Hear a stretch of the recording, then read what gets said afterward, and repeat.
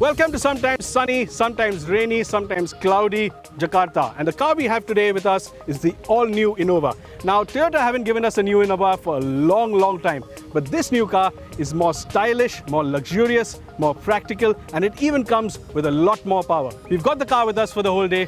Let's see what it's like. The first thing that strikes you about this new Innova is that it looks much nicer in the flesh. The frameless grille works particularly well. It forms a focal point of the design from where all the lines originate, and the fact that it bulges out makes it look three-dimensional. And the new headlight and grille combo make it look even more attractive. But it still looks very van-like from the side. Toyota has tried every trick in the book. It has a tapering glass house, a kink in the window line, a wider base, but the van-like dimensions still shine through. And what doesn't help is that this new longer car is built on the same wheelbase as the current one. That said, the ridge or mini ledge that runs along the shoulder line of the car does give it a degree of separation, and the boomerang-like taillights at the rear look great.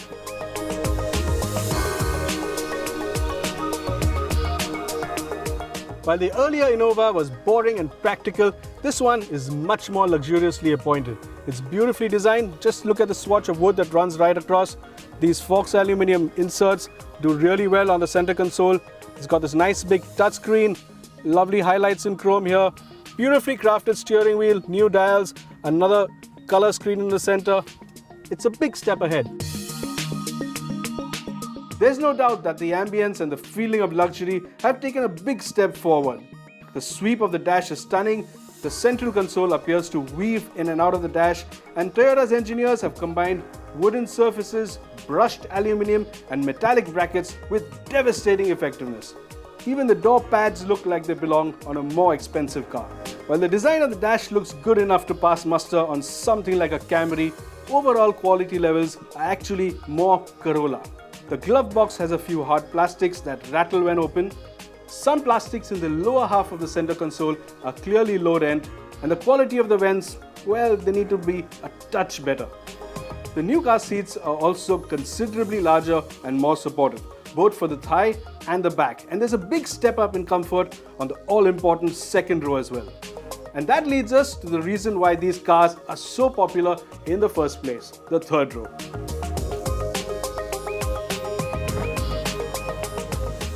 Now, in most seven-seaters, the third row is quite compromised. It's cramped, it's difficult to get into. But in this car, the Innova, they've concentrated on giving you more space in the back.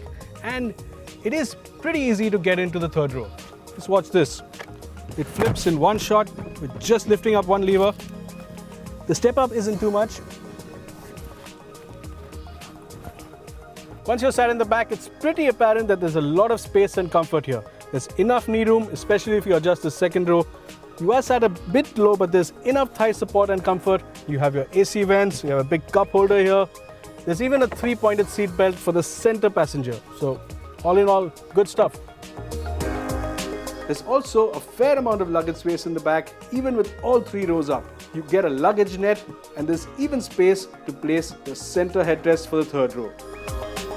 Now, under the hood is also a new engine, Toyota's new 2.4 2GD diesel engine.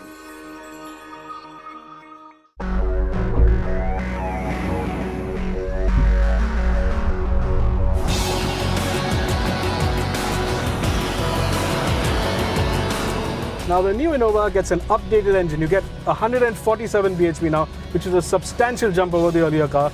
And that of course means you put your foot down, there's a lot more power. Yes, it has a greater spring in its step, but there is a bit of lag from the turbo, especially at the bottom end. And it's nowhere near as quick to respond as the current car. Still, the 6-speed automatic transmission and the engine work so well together, the lag is well masked. Part throttle responses are much stronger, and this leads to an air of effortlessness, something the current Innova is sorely lacking. You get 3 separate modes for the engine. There's Eco, which is obviously the most fuel efficient one. There's the normal mode, which allows you both economy and power. And then you get this power mode where you really do get a bit of an extra kick. It even feels reasonably quick when you drive flat out, the engine pulling all the way till 4,500 RPM. The problem with this new engine is that it isn't the most refined around. There's a bit of a gurgle and a gravelly note around 2,000 RPM. Put your foot down and it gets a bit noisier. And then by around 3,500, 4,000 RPM, you can really hear the din. What is surprisingly nice is this 6-speed auto. It's quick to shift and you even get a nice Tiptronic function. It comes down the gears quite quickly, it's responsive, and it really is quite nice to drive out on the move. Get up to speed and you can feel the solidity of the Innova. For a big heavy vehicle, the stability is surprisingly good. You can hold on to high speeds without the car feeling nervous, and it sits rock solid at even triple-digit speeds. It really is nice. But it's not only the straight line stability that the Innova is good at. Also a big surprise is how stable it is around corners. You can carry a lot of speed into corners and the Innova just sorts itself out so beautifully. It really is nice to drive. And as for ride, the earlier Innova was renowned for its comfortable ride, and this car takes it to the next level. There's even more compliance, there's even more bump absorption, and even the sharp bumps don't seem to unsettle it much. At city speeds, some amount of rough surfaces do filter in, but the bumps are soaked up even better as speeds rise. Still, the Innova has always been our benchmark for ride, and this one feels even flatter overall. The new Innova, however, feels much larger from behind the wheel. It feels wider at the front, a little less keen to change direction, and it isn't nearly as agile as the current car. What is surprising is that the steering is a bit heavy, especially while driving at low speed and in traffic, and you do have to put a bit of extra effort into it. Of course, if you want to avoid the heave-ho, all you have to do is get into the back. Look at the construction of the seat, the quality of the fabric, the way this door pad is put together. We never had this on the earlier Innova. Of course, there's also the comfort. Nice long seat base, plenty of comfort there, good backrest, good support for the elbows. This really is a good car to be chauffeur driven in.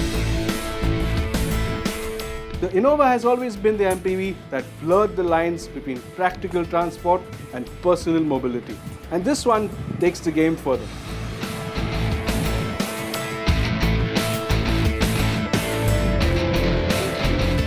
The new Innova is a big step forward for Toyota. It's a lot more comfortable inside, it's a lot more spacious, it's beautifully built, it's more luxurious on the inside, it's nicer looking on the inside, and it even comes with a much more powerful engine. It's not perfect though. The steering is a bit heavy, the engine is a bit noisy, and this car could be at least 15 or 20% more expensive than the current one. And that brings us to the key question. Will customers be willing to pay that extra amount? We'll only be able to tell you that once the car is launched and priced in India. But for now, it remains a car worth waiting for. See you then.